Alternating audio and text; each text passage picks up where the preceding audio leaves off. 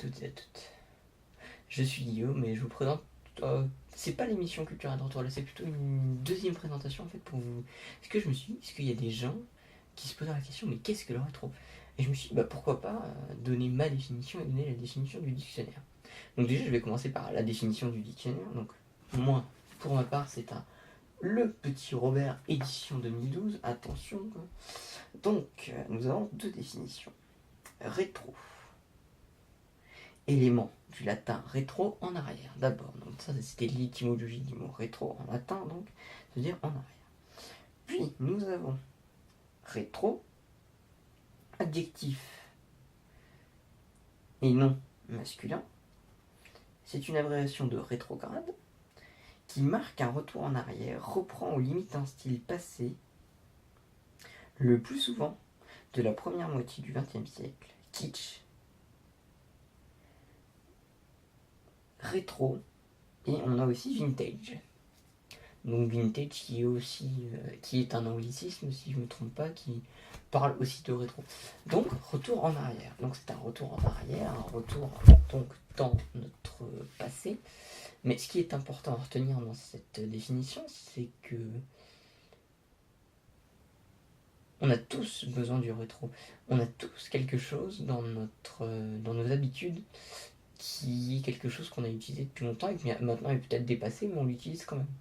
Par exemple, moi, le truc pour moi qui est rétro, c'est mon lecteur CD. Mon lecteur CD portable, que j'ai toujours et que j'utilise toujours.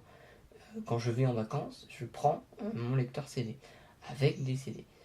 Parce que même si j'ai un iPod qui doit pas être très loin d'ailleurs, et j'utilise quand même encore mon lecteur CD qui est pour moi, je pense, tant qu'il y a des CD, et je le garde. Il marche très bien. C'est un Philips que je testerai sûrement dans l'émission pour vous montrer un peu les particularités. Parce que celui-là, il est assez vieux, celui-là. Je me rappelle, c'était mon père, l'avait déjà avant, donc c'est assez sympathique, mais qui a des fonctionnalités assez pratiques. Donc voilà, moi je voulais vous faire ma définition. Pour moi, c'est quelque chose qu'on a besoin, mais qu'on utilise, mais qu'on ne voit pas. Par exemple, pour la ménagère, par exemple, ça serait peut-être une casserole qui date pas de notre époque, mais qu'elle utilise encore, car pour elle, c'est un synonyme de retour en arrière, qui c'est un synonyme de mémoire, et il y a besoin de cette utilisation pour une sorte de mémoire, et cette mémoire est importante. Et je pense que le rétro redevient à la mode maintenant, pour la bonne et simple raison qu'on utilise tous, par exemple le vinyle revient à la mode, on utilise tous, même les fringues par exemple, je sais pas, n'importe quoi, revient à la mode, et c'est pour ça que j'ai voulu créer cette chaîne. Donc voilà, j'espère que ça vous a plu en tout cas.